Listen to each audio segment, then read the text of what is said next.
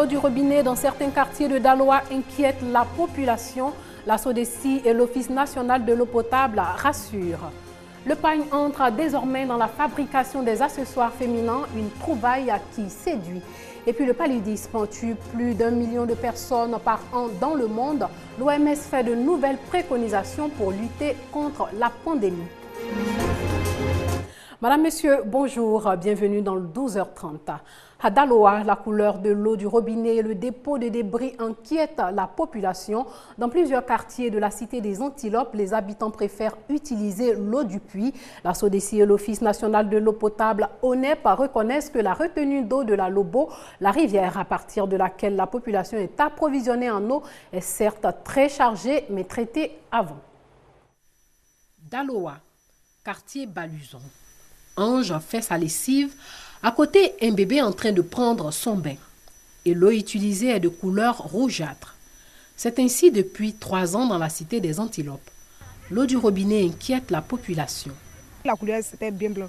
Maintenant, ce n'est plus blanc. L'eau est devenue bien jaune. Quand les enfants boivent ça, ils ont la diarrhée. Moi, ça fait 2 jours, mon fils il a diarrhée. Donc l'eau là, ça ne va pas, les enfants trop, c'est tout en sale. Souvent, l'eau là, quand ça vient, c'est roux. Il y a des moments même, il y a des ordures dedans. J'ai un bébé là, j'ai dit à madame de ne pas lui donner l'eau de robinet. Souvent, je paye l'eau à la boutique pour donner ça à la femme. De son côté, Yolande, elle, a cessé de boire l'eau du robinet. Elle préfère utiliser l'eau du puits qui est plus claire et semble sans danger. On puise l'eau de source ou bien l'eau du puits. Là, au moins, c'est un peu mieux que l'eau du robinet. L'eau du puits sans danger, pas si sûr. L'eau brute du Daloa est de très mauvaise qualité. Ce qui fait que les traitements qui sont faits au niveau de la SODECI pour rendre cette eau potable sont réussis, en partie j'allais dire. Il n'est pas conseillé aux populations de laisser cette eau et d'aller s'approvisionner dans des ressources alternatives que sont les puits qui quelquefois jouxtent les fosses septiques. La contamination issue de ces eaux de puits-là sont fortement, je dirais, plus nocives. À la vue de l'aspect rougeâtre de l'eau, la peur s'installe à Daloa. Mais la société de distribution d'eau de Côte d'Ivoire, SODECI, rassure. C'est une couleur rouille due à la dégradation. L'eau qui est produite dans la station et qui transite ensuite sur le réseau fait l'objet d'un contrôle régulier.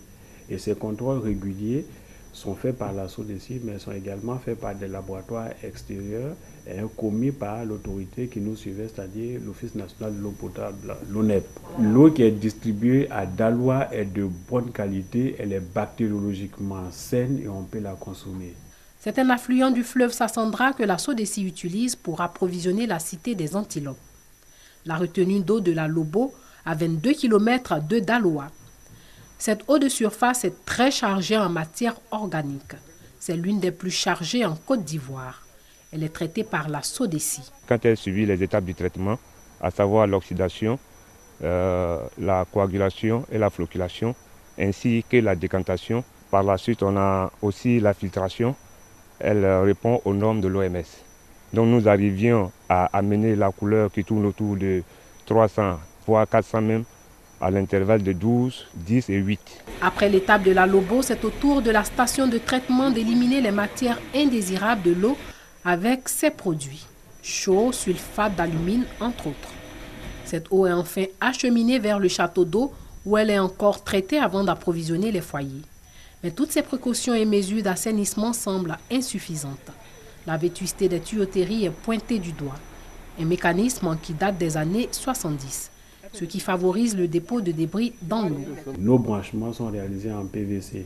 C'est des matériaux un peu plus stables qui permettent d'assurer cette desserte-là. Donc si vous avez du PVC d'un côté et puis pour certains abonnés des tuyaux galvanisés, vous voyez que la corrosion de ces tuyaux-là peut ramener en bout de chaîne de l'eau qui reçoit des éléments indésirables. Cette eau contient en plus de l'amiante. Sur une longueur de tuyauterie de 200 km, l'amiante couvre 10 km, ce qui semble infime mais quand même dangereux pour la santé. C'est vrai qu'on nous parle quelquefois de conduite en amiante ciment qui serait nocive pour la santé, c'est vrai, mais l'ensemble de tous ces problèmes va être résolu parce que le gouvernement et a mis en place aussi un programme de densification de réseau qui va consister donc à remplacer l'ensemble de toutes ces conduites-là. À Daloa, la SODECI est accusée de négligence et pourtant les responsabilités sont partagées. Avoir de nouvelles tuyauteries incombe à l'État. C'est l'État qui en charge les investissements. Le gouvernement donc est en train de mettre en place certains programmes structurants qui vont donc permettre de capter de l'eau dans des ressources pérennes, de sorte à distribuer cette eau-là qui sera donc en qualité et en quantité abondante sur l'ensemble de tous les chefs-lieux de région dont Daloa. Les délais qui sont à atteindre pour ces programmes-là sont pour l'année 2015. Pour avoir de l'eau sensiblement potable à Daloa, il faudrait s'armer de patience. Encore 2 ans d'attente pour que l'État renouvelle les tuyauteries. Alors, en attendant, les habitants des quartiers comme Baluson à Daloa continuent de boire de cette eau rougeâtre, la peur au ventre. Faisons un tour dans l'univers des meubles d'occasion, un business florissant qui fait l'affaire des vendeurs et des clients. Acheter un salon, un lit à moindre coût sans perdre le goût du luxe est aujourd'hui possible. On en parle avec Grace Kando. Des fauteuils, une table à manger, des chaises, des lits et des placards. Autant de meubles de fortune exposés aux abords des trottoirs à Abidjan. Objectif, être plus proche de la clientèle. Il y a beaucoup qui viennent. Il y a des gens qui viennent des Rivera. Ils viennent partout. Zone 4, partout. Ils viennent. Quand ils viennent, bon, ils viennent, on fait le prix. On nous connaît beaucoup. Il y a 2 mecs qui veulent t'appeler, ils te disent non, bon, j'ai besoin de tes trucs. Déjà, j'aime bien, bon, il faut me chercher dans tes temps. Bon, si tu trouves, tu peux l'appeler et puis il vient voir. Depuis la crise post-électorale, beaucoup d'Ivoiriens à Abidjan découvrent chaque jour que le luxe ne se trouve pas forcément derrière les vitrines. Ici, dans la commune de Koumassi, des meubles initialement vendus à prix d'or sont presque bradés. Avec 20 000 francs CFA, l'on peut partir avec un lit ou un salon complet et pas n'importe lequel. La plupart, c'est comme on appelle, il y a un fauteuil là qu'on appelle éléphant, c'est ça qui est beaucoup demandé. Compte tenu de la situation actuellement, on n'a pas trop assez de moyens, donc on vient ici comme c'est un peu moins cher, donc on vient ici pour voir ce qu'on peut avoir pour meubler nos maisons. Ces meubles de seconde main attirent un public fort varié et les vendeurs usent de leur talent de beaux parleurs pour convaincre les acheteurs. Les boss me viennent garder la voiture, viennent payer avec nous. On sait que le cas c'est moins cher, viennent payer les trucs moins chers avec nous. Il y a Libanais, il y a tout, il y a Marocain, il y a tout dedans. Envie de changer l'intérieur de sa maison sans grands moyens, tout est maintenant possible. Du chic bon marché qui connaît de plus en plus du succès dans les communes d'Abidjan. Élan de solidarité des ONG françaises Espoir de demain en faveur des veuves et des démunis du quartier Belle-Cité de la commune d'Abobo. Ces indigents ont reçu vivre et non vivre une lueur d'espoir dans la vie de ces personnes. Thomas Guessambi nous en parle.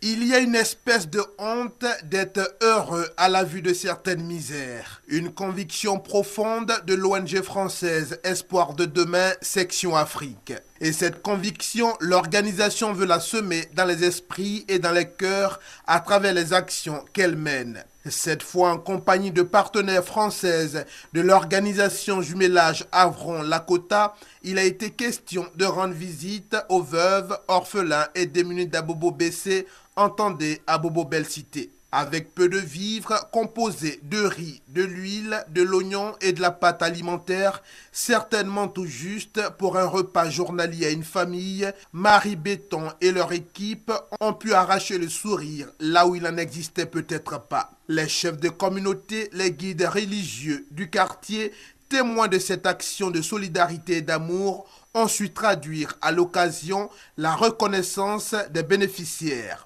L'équipe de Juliette Guéhi, tout en invitant les Ivoiriens à un peu plus d'entraide, compte multiplier des partenariats pour venir en aide à un plus grand nombre de personnes indigentes en Côte d'Ivoire. Et puis en prélude au 8e Forum des jeunes de l'UNESCO qui se tiendra du 29 au 31 octobre à Paris, les jeunes se préparent. Le Forum de Paris vise à favoriser l'autonomisation des jeunes. Cette année, les jeunes vont soumettre un projet opérationnel qui sera financé par les institutions en partenaire. Juliette Roya pour en savoir plus. La commission jeunesse et partenaire de l'UNESCO Côte d'Ivoire se prépare activement pour le 8e Forum des jeunes de l'UNESCO. Thème consacré, les jeunes et l'inclusion sociale, engagement civique, dialogue et développement des compétences. Cette plateforme va permettre à la jeunesse du monde entier de soumettre des recommandations stratégiques aux 195 États membres de l'organisation. Il s'agit pour nous jeunes de participer, de contribuer à notre propre épanouissement. Il s'agit pour nous jeunes de pouvoir exercer pour nous-mêmes. Il s'agit pour nous jeunes de pouvoir entreprendre. Et pour permettre l'autonomisation de cette jeunesse, l'UNESCO innove cette année en demandant aux associations de jeunes de proposer des projets dans divers domaines. Ils seront financés à hauteur de 5 à 250 millions de francs CFA. Créé en 1999, le Forum des jeunes de l'UNESCO fait partie intégrante de la conférence générale de l'organisation. L'entrepreneuriat est aussi un moyen de rendre les jeunes autonomes. Les étudiants en chimie de l'université Félix Houphouët-Boigny l'ont compris. Ils ont effectué une visite en entreprise après une conférence animée par un expert. Une visite qui leur a permis de comprendre le bien fondé de l'auto-emploi, une solution contre le chômage. La chimie, une filière mais aussi un procédé scientifique au service du développement de la Côte d'Ivoire. Cette filière intéresse beaucoup d'étudiants qui s'y sont d'ailleurs inscrits. Quels sont les débouchés de la filière sur le marché de l'emploi? Une interrogation à laquelle a répondu un professionnel du milieu. Le conférencier a expliqué aux apprenants la nécessité de faire valoir leur savoir-faire en entreprenant après avoir bien sûr fait leurs preuves en entreprise. L'entrepreneuriat, ce moyen qui répond aussi aux exigences du système LMD, licence, master, doctorat. La chimie est une discipline qui ouvre plusieurs portes. Elle joue un rôle important dans la fabrication de produits pharmaceutiques et cosmétiques, entre autres. Une filière à plusieurs débouchés donc. Allons à la découverte du pagne dans tous ses états. Le pagne ne sert plus seulement à se vêtir, il rentre maintenant dans la fabrication des accessoires tels que les sacs, les chaussures. C'est la spécialité de Sylvie Conan, une jeune dame qui en a fait son métier. Franck Wadio nous introduit dans son univers. Cocody Engrais, un magasin de vente de chaussures ordinaires.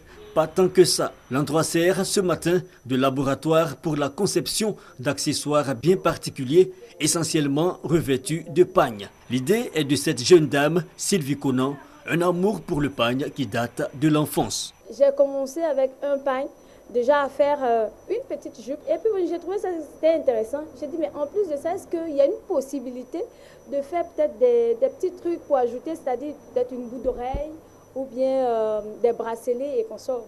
Aidée d'un styliste designer, Sylvie Conan est consciente de ne pas avoir l'exclusivité de son art. Elles sont plusieurs à s'intéresser à l'art du pagne comme revêtement d'accessoires, mais Sylvie dit avoir sa touche particulière. Le pagne, c'est du classique. Ça traverse le temps.